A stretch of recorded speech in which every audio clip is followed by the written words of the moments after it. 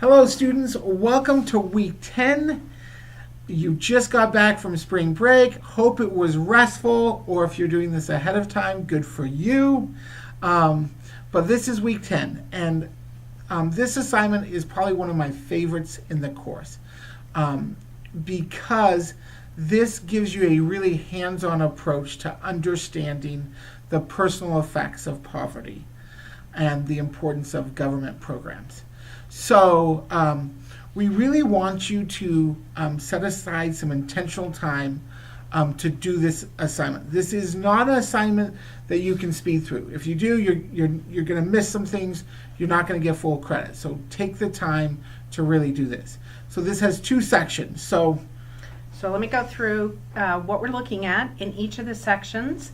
And as Brett said, it's basically to help you understand what people living at pretty much a marginal income are dealing with. So the first section, you'll see a chart. And in the chart, there are 8 different items for you to look up. And we have put in parentheses kind of the assumptions that we'd make for each of those items. So for example, the first item is housing. So we're looking at renting a 2-bedroom apartment in Phoenix with utilities included. So with each of these 8 items, go through, find a reliable website to get the information. So you can go out and look for what the average rent is in Phoenix right now and write that down, figure out what that would be for a monthly cost. So then if you put in the chart, there's a place for link for the information. So that's where you put the link where you got the information and then put in the monthly estimated amount. So we don't want you to pull these from the top of your head. Some of you may, because this is your experience, but a lot of you may not have experience of renting an apartment or something. So we want you to actually research this out. So we go through, the second one is healthcare, the third one is transportation, the fourth one is childcare, and for those of you that don't have children, you may be surprised at childcare. It's I'm constantly surprised at the amount that it costs to have your child in full-time care. Food, you can get an estimate. Cell phone, basic plan on Verizon, one line. Internet, basic plan on Cox Communications. And then miscellaneous kinds of things, entertainment, clothing, personal care. So you put each one of those in the chart, and then you figure out the monthly amount, and then you add it up and figure out what are your monthly expenses based on the figures that you put together. So that's part 1, and there's 5 points for that. Yeah, and this is important that you're doing this for a fictional family. So you wouldn't put 0 in childcare because you wouldn't say, oh, I don't have any children, so I'm going to put 0. You're going to read the description of the family that we're doing. Good point. So basically, yes, it's a family of 2 made up of a parent and a child who is preschool aged. So, and you're living in Phoenix, Arizona. So, good point. Yeah. Read the directions at the beginning, and I slipped over that. So yeah, no, because it's important. Because you may, if you don't read those instructions, and this is why this assignment you want to take your time. Because if you don't read the instructions and you just kind of, oh, let me do a budget for myself, you're going to get it wrong. So good, thank you. Good point. Yeah. Because it really is important to kind of understand. Many of the folks that we're dealing with are single parents, and so it kind of gives you an idea as to what it is they're doing to make ends meet. So then the second section basically has a number of questions related to the first question. So the first one is looking up the minimum wage and what it is in Arizona right now. And make sure you get the most current one because I believe it changed on January 1st. And then you fill out what would that be if you were working 40 hours a week. And so figuring out a 40-hour week job, an hourly wage, and then what would you make for a year, and then breaking that in 12, and what do you make monthly? Yeah. The second question then is looking at the chart above, comparing the monthly amount that you would earn in a minimum wage job with the monthly amount that you figured out was the cost of all the items listed in the chart above. So your expenses versus what you're actually making. Is there a deficit? Is there a surplus? Right. What does that look like? So what is your status basically on a monthly basis? And so looking and reflecting on that, what if you were working at a full-time minimum wage job, what are a few things, 2 to 3 things that you would do to balance your monthly budget? And then take a few sentences to really reflect on, suppose that there was a big gap between what it is it costs you to live every month and how much money you're bringing in. And keep in mind, you're a single parent. So you're a full-time single parent, you've got a preschool child, and you're trying to make ends meet. Imagine you're that family and put yourself in their shoes.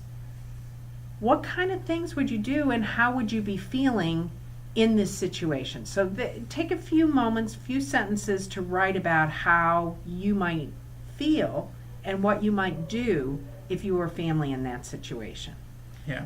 So that's basically then question number 3. And then question number 4 is we have a link for you, and there's a pre-screen that you can do to see what benefits you might be available for. Because one of the things that you might do if you were a family in this situation is go, is there any way I can get some help to make ends meet? So we've put together all the different assumptions that you'd make to fill out this pre-screen. So it has, for example, the zip code you live in, how old you are, the cost of childcare, you'd get that from your chart above, how often you're paid, 2 times per month, how much you make per pay period, so that would be again figuring out the information from the chart above based on a minimum wage job. What is your rent? Again, use the information from the chart above. Your investments, you basically have $200 of cash on hand, no investments, and your child is 3 years old and going to child care. So neither of you is disabled, neither the child nor you is disabled, because that's one of the questions. So basically doing that pre-screen, then we have another chart for you which basically lists social service benefits and is the family likely to be eligible. And so we want you to look at each of the benefits and say, is the family likely to be eligible for that?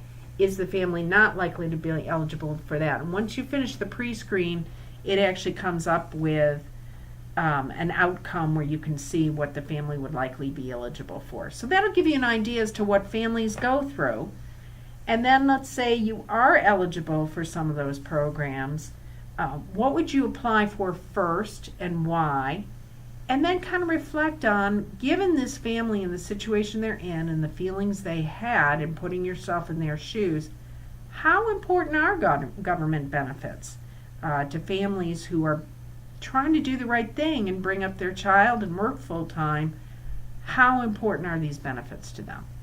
Anything? What else, Brett? No, this is excellent, and we hope that this is a meaningful assignment. It really introduces you to a great tool. The Arizona Self-Help pre-screener is great. It's important when we as social workers tell families they're eligible, they may be eligible for something. We kind of have, it's kind of based in reasoning. There's nothing more frustrating to a client, and you'll get some of these who have worked with other social workers. We're told, oh yeah, you can qualify for this, and then they don't actually qualify, and they just feel so defeated. So we want to make sure, and this pre-screener will really help you understand what this family qualifies for and not. And then we really want you to put yourself into this family's point of view. If you're this family, and some of you might be this family. There's people here that this might be your budget. And for other people, this might not be. This is something that would be really foreign to really be in a situation where what you're bringing in and what you're spending, there's not a lot of wiggle room there. So we really want this to be an empathy builder for you.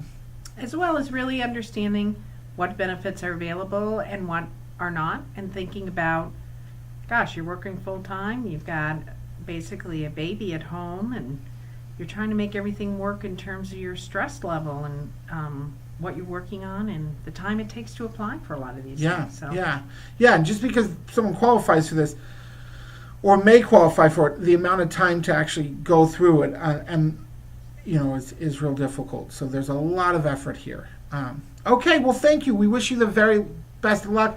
As always, if you have any questions, please reach out. We want you to be successful at this assignment. And if you're not understanding something, don't just make it up. Reach out. We had a couple assignments where some students had struggled, but they didn't reach out. We really want you to reach out. We are here to talk to you. Because it helps us as an instructor. We might need to clarify with the whole class questions. So if a couple of students are asking the same question, it really helps us. So if you have a question, please ask. Okay. Thank you. Take Enjoy. care.